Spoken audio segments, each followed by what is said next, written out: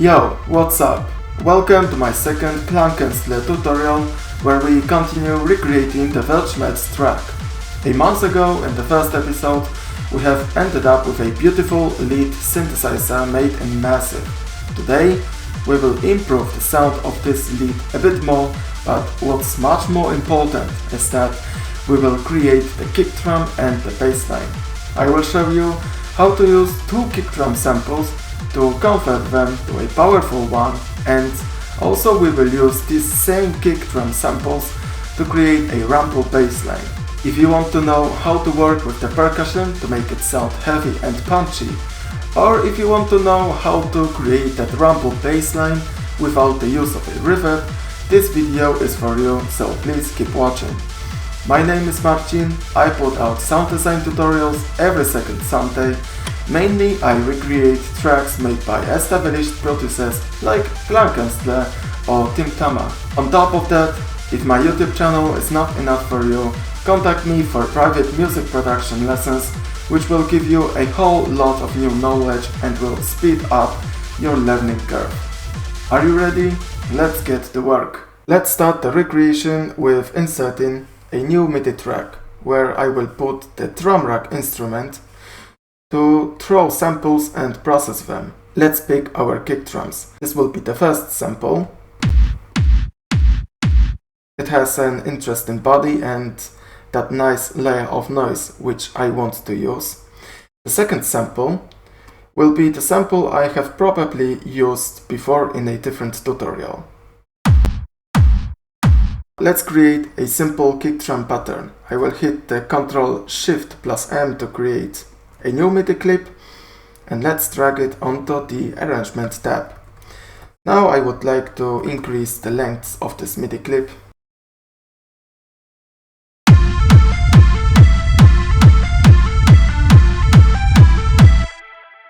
I will rename these samples. The kick 2 is going to be our layer, which I will add on top of the kick drum, which is the main kick sample here. I will change the pitch of the first kick drum. We will lower it by 1 semitone.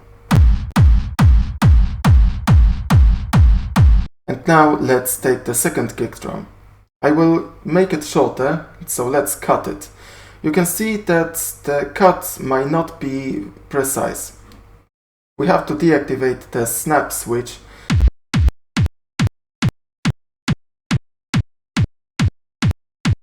There is a weird click in the end of this sample. To remove it, again, we have to use the fade out.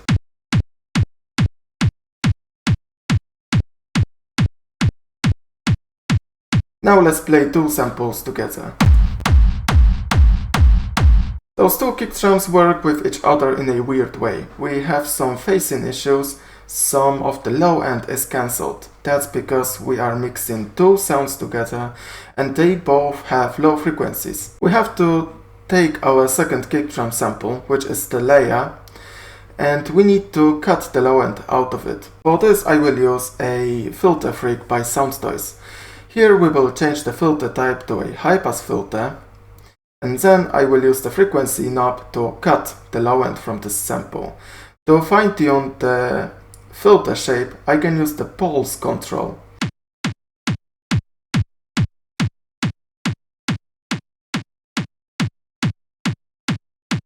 I will play these both kick drum samples again. I can use the utility, where I will change the volume of this sample.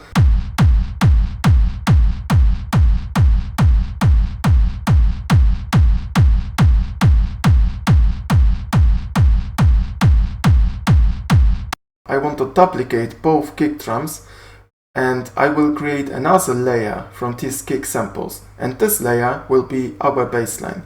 At first I will duplicate these kick samples. And we have to group these samples a bit. I will create two groups. The kick low pass will be our bass line, and the kick is the kick we have made so far. Let's return to the MIDI channel, to the MIDI clip, and I will draw MIDI notes for the bass line.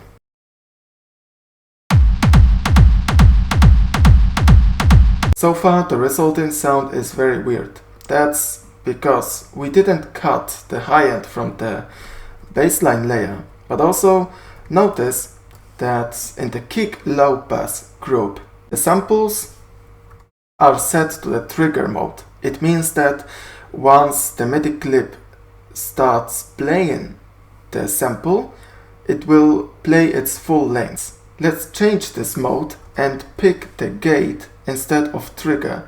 We will do this for both samples. Now, with the gate mode selected, when the MIDI note ends at this point, the sample will also stop playing.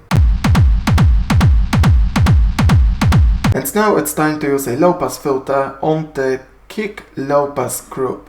Let's solo this group, and I will use again a Sound Noise Filter Freak plugin. I will leave the low pass filter on and just use the frequency and pulse control to isolate the low end from these kick samples.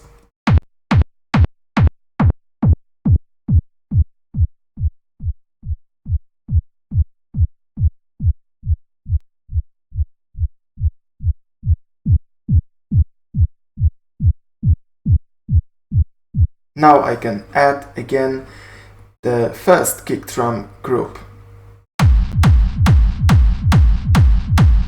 Let's fine-tune the sound of these kick low pass samples. The second kick drum from this group doesn't have that processing containing low end cut, which we did in the first group. Naturally, I want to copy it and paste it into the kick low pass group as well. So the second kick drum in this group will also have the low end cut, and this will help keep you the low end clean. After some more fine tuning, this is the sound we end up with. We want to use some extra processing on this whole channel to polish our kick and bass sound to make it sound rumble, full and rich. If you like this video so far, please hit the thumbs up button, which helps me get in with this video to more people. I want to split the whole sound into two frequency ranges. We will split this channel with the audio effects rack and again a Sound Noise Filter Freak. The first chain we will call it as a dry chain, which is going to have that whole kick drum.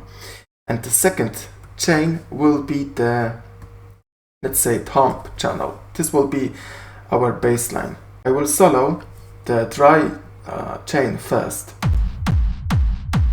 And we will use again a Sound Noise Filter Freak to isolate or to cut the low end out of this chain.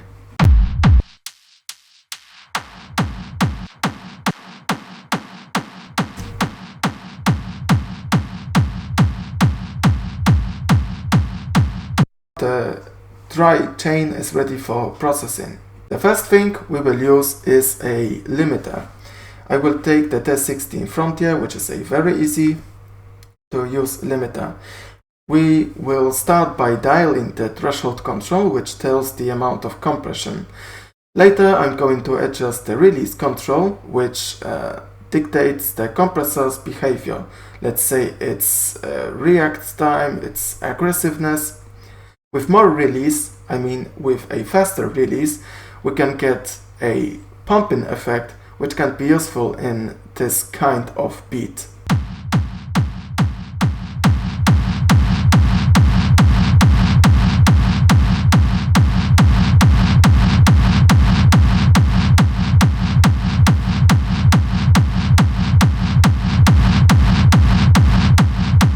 This is what I was talking about. With the fast release, the compressor is even more aggressive.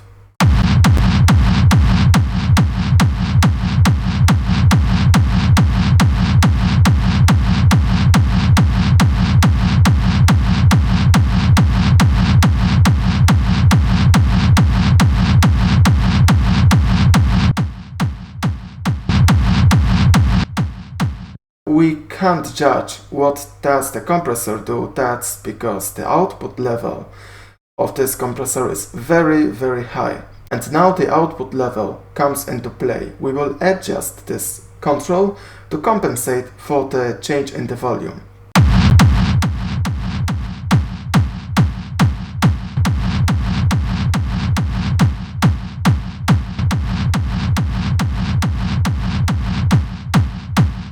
After compensating the volume levels, you can hear what does the compressor do. And you might want to do this as well when, for example, you are distorting something, because distortion plugins also make the output level higher. The second thing we will use is the tull filter tool, where I will use its volume automation feature.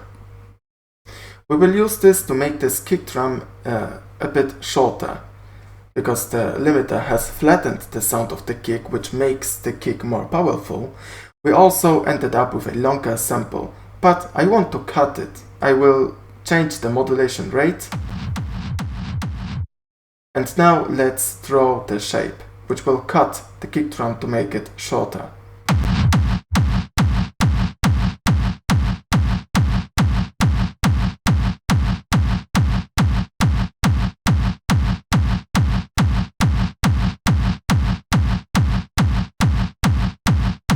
On the bottom, the depth knob acts like a dry wet knob for this plugin. If we set the depth to 0, this curve will not influence the volume of the kick drum anymore.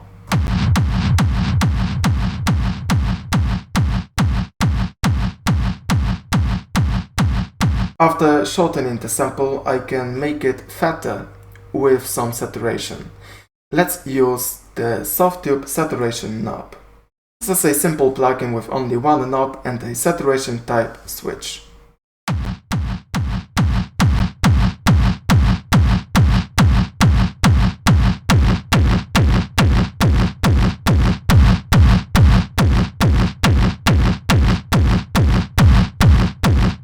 As you could hear at first, I have exaggerated the amount of saturation, so I can hear how does each saturation type sound like. After I have picked the neutral saturation type, I can dial back the saturation amount.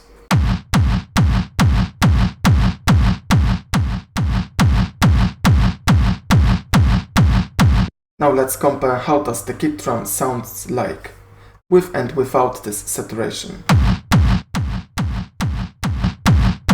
And this is what I was telling about. A saturation and distortion can also make the output louder. Because the soft tube saturation knob doesn't have its own output level knob, I have to track the utility, which will do this, volume compensation, and now I will group both these effects. Let's set, for example, the 8 decibels, the minus 8 decibels of gain in the utility, and now I will turn on and off the whole group to judge what does the soft tube saturation knob do.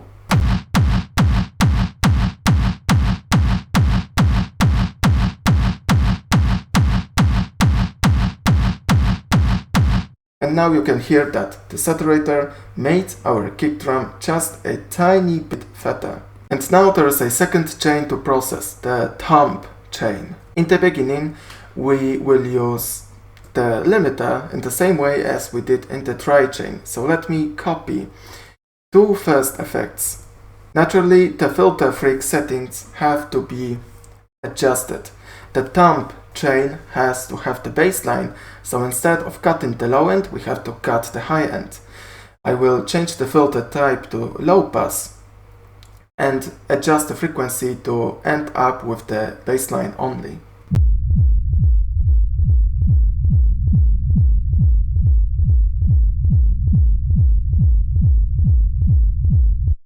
And now I will turn on and off the limiter so you can see how nicely it compresses the bassline.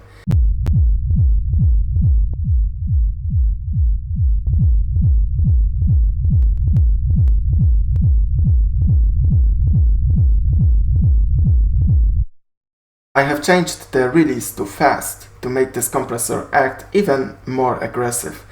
I will also copy the soft tube saturation knob, which is supposed to saturate our bassline.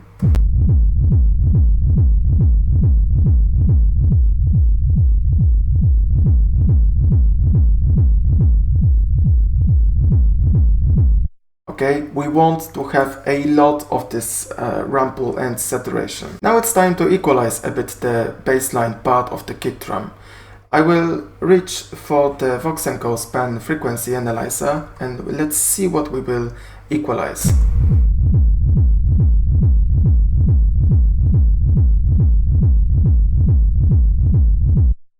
Definitely we want to boost the low end of this bassline.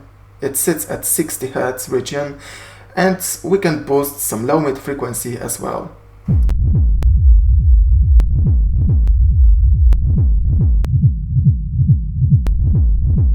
Boosting the low end will naturally make the kick drum, will make the bass heavier, and boosting the low mid frequency will make the sound even richer. On top of that, I will use the low pass filter as well to cut any high end which is unnecessary.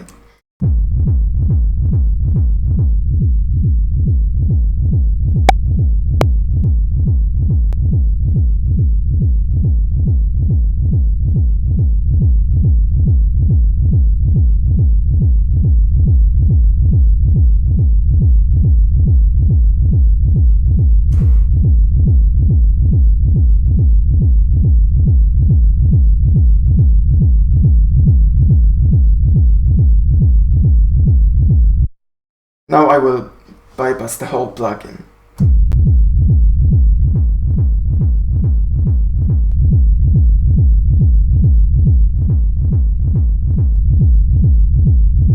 And now it's time to put another set of effects outside the effects rack. So we will process again the whole output of this channel. I will use at first a limiter for another time, which will squash and flatten the sound of this kick drum even more.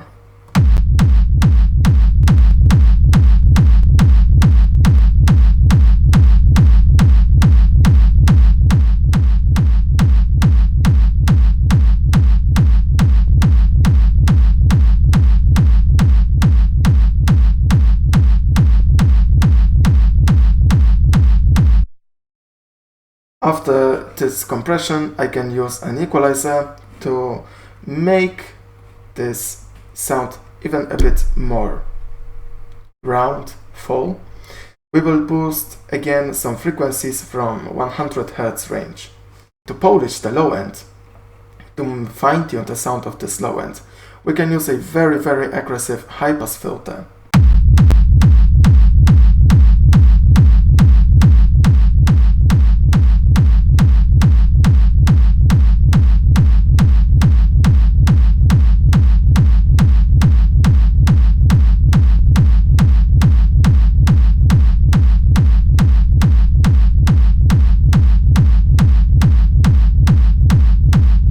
And that's how we got the rumble in our bassline just from the two kick drums. Now let's add the lead sound we made in the first part of this tutorial.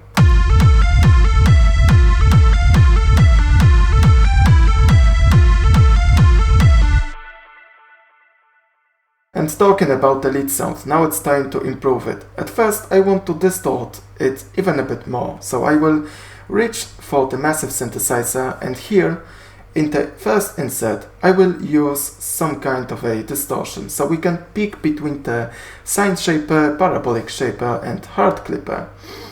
Each of these plugins inserts have a bit different character of saturation.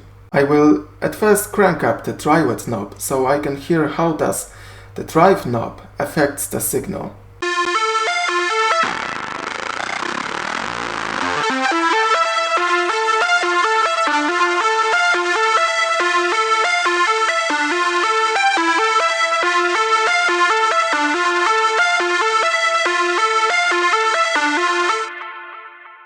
That is a satisfying character, and now I will dial back the drive knob to blend this effect.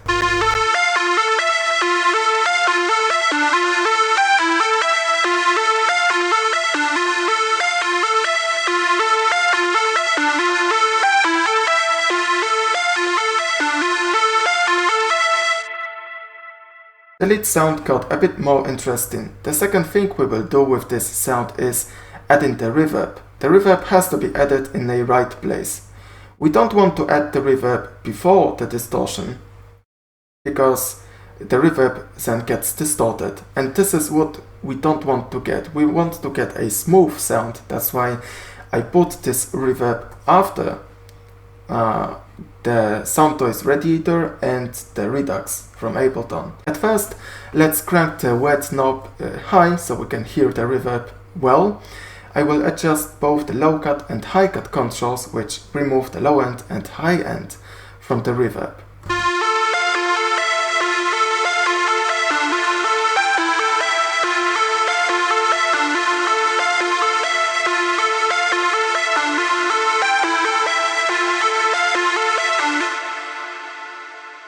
This reverb is very long. Let's make it shorter by turning the size knob down.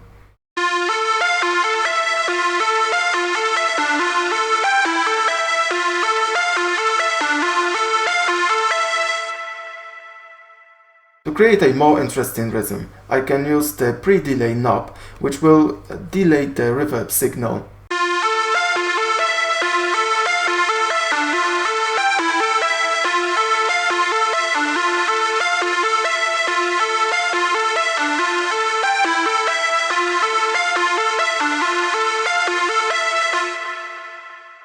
When the reverb is not synchronized with the tri-signal, it can create an interesting rhythm. In the end, adjust the wet knob to adjust the level of the reverb.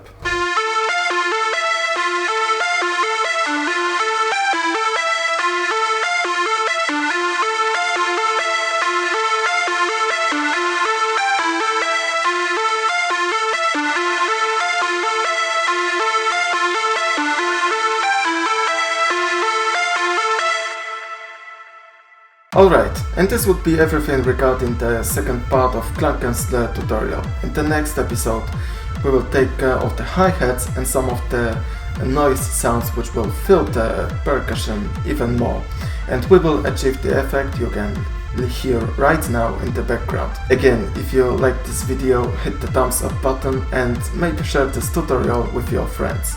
So far, thanks for watching and see you next time.